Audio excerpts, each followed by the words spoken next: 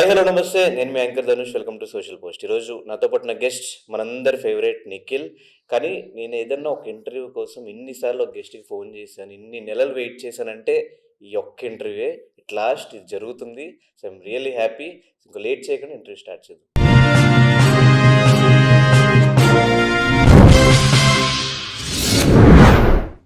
మీ topic కాదు గానీ, జనరల్‌గా ఒక రిలేషన్‌షిప్‌లో ఒకళ్ళు కావాలి అనుకున్నప్పుడు, ఇంకొకళ్ళు వద్దు అనుకుని అంత స్ట్రాంగ్‌గా నిలబడ్డారు అంటే, సంథింగ్ ఏదో ఒక పెద్ద ఇష్యూయే జరిగిందేమో అనే ఒక పాయింట్ ఒకటి.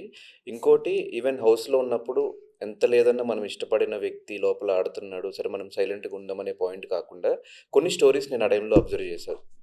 తన సైడ్ నుంచి పెట్టడం. సో, ఇవన్నీ చూసిన తర్వాత ఏంటి నిఖిల్ ఏమన్నా పెద్ద మిస్టేక్ చేశాడా?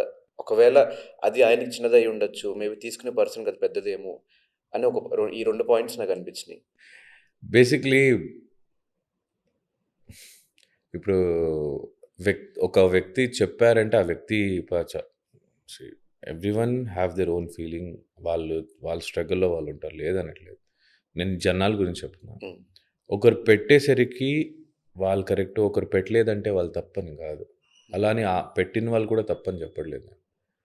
You don't know what happened. Correct. You don't know what I went through or the other person went through. Hmm. నాకు మాట రాదని కాదు, చెప్పడానికి ఇష్టం లేదని అంతే. Because I don't want to talk publicly and tell something because I know what to talk in publicly and what not to talk in publicly.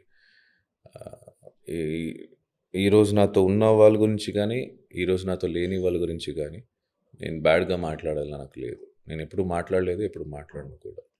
So హ్మ్. అంతే. ఆ టాపిక్ గురించి నేను మాట్లాడాలనుకోవట్లేదు. ఓకే. సో, ఆ ఛానెల్ మీ చాలా వీడియోస్ ఉన్నాయి. ఆ channel ఇప్పుడు నీదా? లేదు లేదు, హ్మ్. వేరే వాళ్ళది. హ్మ్. మల్టీప్లెక్స్ అని వాళ్ళు తీసుకున్నారు అది. So we gave it off long back. Hmm. So, ఒక రిలేషన్‌షిప్ స్ట్రాంగ్‌గా ఉండాలి అంటే what are the major things అక్కడ ప్లే చేస్తాయి? నేను ప్రేమిస్తున్నాను కదా, నువ్వు ఇలా ఉండాలి, ఉండకూడదు. You have to controlling. Expectations ఉండకూడదు అబ్బా. Okay. Controlling and expectations. Acceptance ఉండాలి. ఓకే. అంటే there are 3 things to be no taken care. ఒకటి respecting each other, trusting each other and accepting each other. అంటే నువ్వు ఎలా ఉన్నా, ఇప్పుడు నేను ఫర్ ఎగ్జాంపుల్ ఒక అమ్మాయి నాకు కానీ లేదా నేను ఒక అమ్మాయికి ఐ లవ్ యూ అని చెప్తే ఎందుకు అని అడిగితే అమ్మాయి ఏం చెప్తుంది, ఎందుకు నన్ను ప్రేమిస్తున్నావు? ఆబ్వియస్లీ అన్ని రిలేషన్షిప్లో అడుగుతారు ఎవరైనా ప్రపోజ్ చేసినప్పుడు, అమ్మాయి కావచ్చు అబ్బాయి కావచ్చు, why do you love me? నాకు నువ్వు ఇష్టం, నీ పర్సనాలిటీ ఇష్టం, లేదా నీ కేరింగ్నెస్ ఇష్టం, నువ్వు అందరితో కలిసిమెలిసి ఉంటావు, చాలా ఇష్టం అంటారు. వెళ్తూ నువ్వు అందరితో మాట్లాడుతావు, వీళ్ళతో మాట్లాడుతావు, వాళ్ళతో ఎందుకు మాట్లాడుతున్నావు, ఎందుకు కలుస్తున్నావు, మళ్ళీ ఎందుకు ప్రేమించావు పోయి నువ్వు? ఫస్ట్ ప్రేమించినప్పుడు రీజన్ ఇది ఇచ్చినప్పుడు నెక్స్ట్ టైం ఎందుకు ఇది రీజన్ నాకు ఇది ఇస్తున్నావు? సో అక్కడ ఎక్స్పెక్టేషన్స్ ఉంటాయి కాబట్టి నీకు ఇలా మారుతుంది. అక్సెప్టెన్స్ అంటే నిఖిల్ అంతే, లేదా ధనుష్ అంతే. That's why I love him. నువ్వు నువ్వు ఎలా ఉన్నావు అలా ఇష్టపడే వాళ్ళు వస్తే it is very beautiful to have. అవును, ఆడు చిల్ చేస్తూ ఉంటాడు, ఆడంతే, ఆడందరితో మాట్లాడి ఎంజాయ్ చేస్తూ ఉంటాడు, లేదా ఆడంతే ఇంట్రోవర్టే. నువ్వు ఎలా ఇష్టపడ్డావు వాడిని అది కంటిన్యూ చెయ్యి. రైట్. ఇప్పుడు నేను ఒక అమ్మాయిని ఇష్టపడ్డాను అనుకున్నాను. ఆ అమ్మాయి ఫ్రెండ్లీగా ఉంటుంది, అందరితో కలిసిమెలిసి మాట్లాడుతూ ఉంటుంది. నాకు ఆ అమ్మాయి అలా నచ్చితే నా అమ్మాయి అలా ప్రేమించాలి.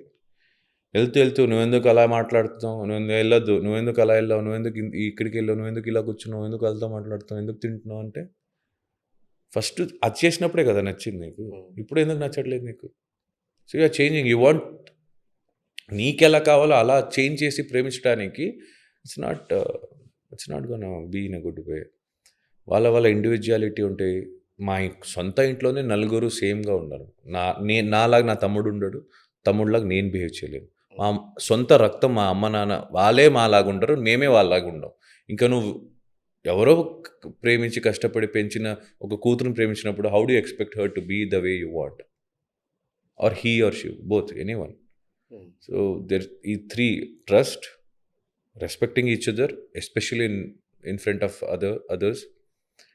నువ్వు రూమ్లో ఎంతైనా గొడవపడు, మూడో వ్యక్తి ముందు, అది ఫ్యామిలీ కావచ్చు లేదా బయట వాళ్ళు కావచ్చు, మూడో వ్యక్తి ముందు చూసుకొని మాట్లాడాలి. ఎందుకంటే ఒక్కసారి నువ్వు ఎలా మాట్లాడుతావో దాన్ని బట్టి జనాలు నేను జడ్జ్ చేస్తారు. సో అదొకటి చూసుకోవాలి. Respecting each other, trusting each other and acceptance instead of expecting things from. అంటే నేను ఒక అమ్మాయిని ప్రేమిస్తే నాకు ఇప్పుడు ఒక అమ్మాయికి సర్ప్రైజ్ ఇవ్వాలి, నేను ఇచ్చా. బికాజ్ నాకు అనిపించింది. అమ్మాయి నన్ను అడగలేదు కదా! సో, నెక్స్ట్ టైమ్ అమ్మాయి నా చేస్తదని ఎక్స్‌పెక్ట్ చేయకూడదు. అరే! నేను లాస్ట్ టైమ్ చేశా. నువ్వు ఈసారి చేస్తావు అనుకున్నావు. నాకు చాలా హర్ట్ అయింది. నువ్వు చేయలేదు. Don't do thought. హ్మ్. నువ్వు ఇవ్వు. నీ సైడ్ నుంచి ఎంత అవుద్ది. ఎవరికి తెలుసు ఆ అమ్మాయికి నిజంగా అనుకుంది అవ్వలేదేమో. కానీ నువ్వు ఈ చెప్పే మాటల వల్ల ఎంత హర్ట్ అవుద్ది ఆ అమ్మాయి. అబ్బాయి కూడా అవ్వచ్చు. అమ్మాయి కూడా అవ్వచ్చు. ఐయామ్ టెల్లింగ్ యూ ఎగ్జాంపుల్ అంతే. సో, యాక్సెప్టెన్స్ ఉంటే చాలా బావుంటది. అండ్ మోస్ట్ ఇంపార్టెంట్లీ ఈ కపుల్స్ అనంగానే వాళ్ళ మైండ్‌లో తెలియని ఒక ఆప్షన్ ఉండేది. Divorce or breakup. అది తీసేస్తే బెటర్. బికాజ్ వేరే ఏ రిలేషన్‌షిప్‌లో బ్రేకప్, డివోర్స్ లేదు. ఇదొక్కటి తప్ప. బ్రదర్స్‌లో లేదు, ఫ్రెండ్స్‌లో లేదు, సిస్టర్స్‌లో లేదు, అమ్మా నాన్నతో లేదు, ఎవ్వరితో లేదు. ఒక హస్బెండ్ అండ్ వైఫ్ తప్ప. వాళ్ళు పుట్టే పిల్లలతో కూడా లేదు కదా! ఆ ఆప్షన్ తల నుంచి తీసేస్తే I think you can have a nice life together. చాలా సింపుల్ అయిపోయినాయి కదా! ఇప్పుడు పెళ్ళైనా డివోర్స్, నెక్స్ట్ ఇంకో పెళ్లి. లవ్ అయినా బ్రేకప్, ఇంకో లవ్. సో, ఆఫ్టర్ నీ బ్రేకప్ తర్వాత మళ్ళీ ఇంకో రిలేషన్‌షిప్‌కి వెళ్దాము అనిపించలేదా? లేకపోతే ప్రీవియస్ జరిగిన సీ ఐమ్ డిస్టర్బెన్సెస్ వల్ల వద్దనుకున్నావా? అలా ఏం లేదు. ఇప్పుడు సిట్యుయేషన్స్ ఆర్ డిఫరెంట్ కదా ధను. అంటే మనం ఎప్పుడు ఇలాగే జరిగిద్ది అని జడ్జ్ చేయలేం. ప్రిడిక్ట్ చేయడానికి మనం అలా ఉంటే మనందరూ దేవుళ్ళైపోతాం. హ్మ్. రేపు ఏమవుద్దో చెప్పడానికి అది జరిగితే. We can't say anything like that. అంటే ఇట్ డిపెండ్స్. నేను దానివల్ల నేను ఇలా సింగిల్‌గా ఉన్నాను లేదు. I'm busy as you told నువ్వే చెప్పావు కదా! హ్మ్. ఫోన్ చేసినప్పుడే ఎక్కడో డబ్బింగ్‌లో ఉంటావు లేదా షూటింగ్‌లో కరెక్ట్. ఉంటావు, సస్తా ఉంటావు. I'm I'm pushing my self into career. అంటే నేను ఏదో ఒకటి చేయాలి. నేను ఒక అనుకున్నా ఇన్ మై మైండ్. ఇలా ఒకటి చేయాలి. Okay. Let's see how much struggle I have to go through అని. దాని మీద ఉన్నా అంతే తప్ప ఇంకా హ్మ్. అలాంటిదేం లేదు. హ్మ్. మళ్ళీ ఎవరు అంత అట్రాక్టివ్‌గా అనిపియలేదు. అంటే నేను దాని దాని మీద అంత ఇంట్రెస్ట్ లేదు. At least because I was work focused. స్పేస్‌లో అయినా చూస్తున్నప్పుడు అమ్మాయిలుంటారు. లేదు. నేను వర్క్ స్పేస్‌లో నేను ఎప్పుడు అలా అనుకోవాలి అని లేదు నాకు. హ్మ్. అంటే ఈ మధ్య I'm not judging anyone. But ఈ మధ్య చాలా న్యూస్‌లు చూసిన తర్వాత ఎందుకులే భయ్యా మన పని చూసుకొని ఇంటికెళ్ళిపోవాలి. అయిపోయింది. ఉ అది చెప్పాను కదా! ఫ్రెండ్లీగా మాట్లాడినా ఫ్లర్టింగ్ అనుకుంటున్నారు. హ్మ్. ఇంకా ఎందుకు హాయ్ అన్నప్పుడు హాయ్ అని చెప్పేసి వెళ్ళిపోవడం. హ్మ్. సో, ఏంటి ఆ ఇన్సిడెంట్స్ ఈ మధ్యన చూసిన ఇన్సిడెంట్స్? అదే నైట్ అండ్ బకెట్‌లో వెళ్ళిపోతున్నాయి బాడీలు. కుక్కర్‌లో ఏసుకొని వెళ్తారు. హ్మ్. ఓహ్! దారుణంగా ఉన్నారు. హ్మ్. అంటే అందరు కాదులే. బట్ అది భయమేస్తుంది. అండ్ ఇంకోటేంటంటే కొన్ని చాలా న్యూసెస్ కూడా హరాస్మెంట్ కేసెస్ ఇలాగా ఐయామ్ ఫీలింగ్ లిటిల్ స్కేర్డ్. ఇప్పుడు scared in the sense work స్పేస్‌లో నేను ఫ్రెండ్లీగా మాట్లాడి ఎళ్ళిపోతా. ఇంకా I don't continue my this thing there. And again it doesn't mean that I hate them. అబ్బాయి కావచ్చు, అమ్మాయి కావచ్చు. ఇద్దరిలో చెప్తున్నా. వర్క్ స్పేస్‌లో నాకు నేను గో త్రూ అయింది లేదా నేను సఫర్ అయింది అన్నీ చూసే నేను చెప్తున్నా.